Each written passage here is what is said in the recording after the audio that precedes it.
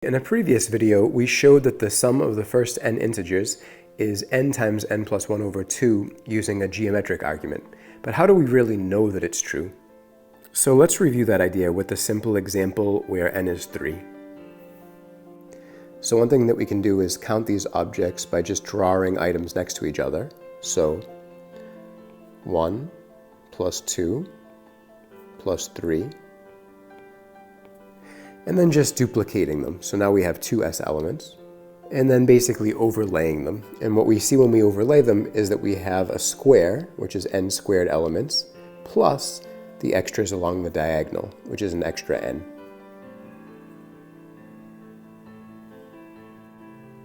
So that let us know that 2 times s was equal to n squared plus n, which we can factor as n times n plus 1. Or that s was n times n plus 1 over 2.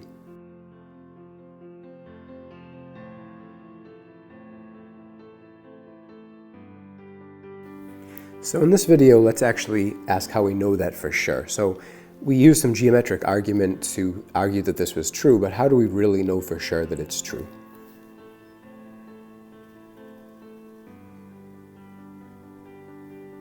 So the first thing we can do is at least get a sanity check, right? So let's go through just a few examples. So if we have one object, then we have s as 1. And so the question is 1 times 1 plus 1 divided by 2 equal to 1? And we see that that is correct, right? Because 1 times 2 divided by 2 is just 1.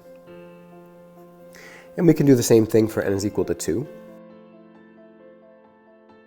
And we see that that also holds. But the problem is that we can do this as much as we'd like, and still we will not have proved it for all n, right? Because there's infinite amounts, so we can't try infinite examples. So instead what we're going to do is prove this by induction.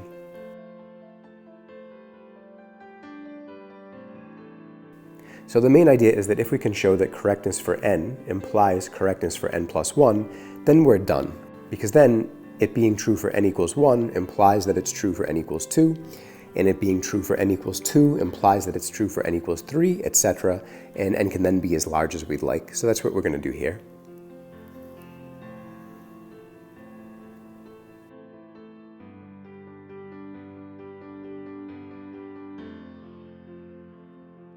So we'll suppose that we know that 1 plus 2 plus ... plus n equals n times n plus 1 over 2.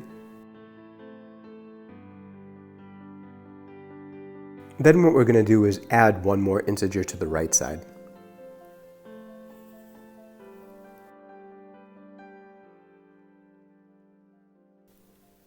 And the question is this equal to the same formula, right? So now the new integer is n plus 1. That's taking the place of our old n. So the formula would say that this should be equal to n plus 1 times n plus 1 plus 1 over 2.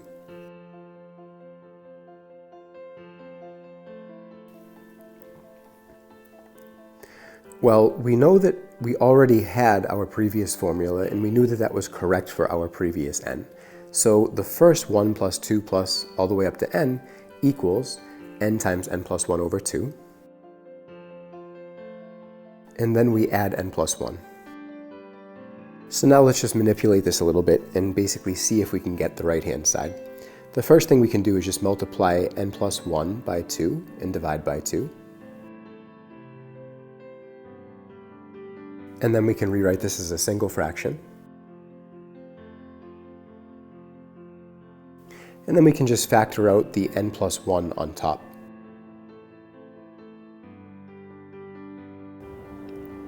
And so now we're done. So we can see that if it's true for n, then through some simple algebraic manipulation, we know for sure that it's also true for n plus 1. Okay, and finally, let's just summarize.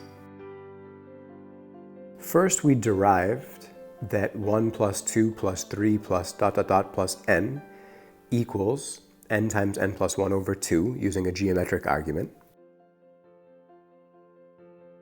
Then we tested out a few examples and showed that this result did actually hold for the first few n.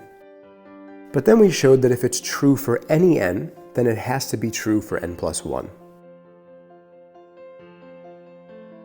And so to conclude, we know that because it's true for 1, it's true for 2, which means that it's true for 3, which means that it's true for 4, etc., which in turn means it's true for all positive n.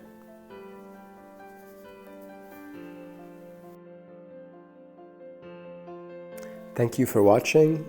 If you enjoyed this video, please subscribe and check out rdepetro.com for more content.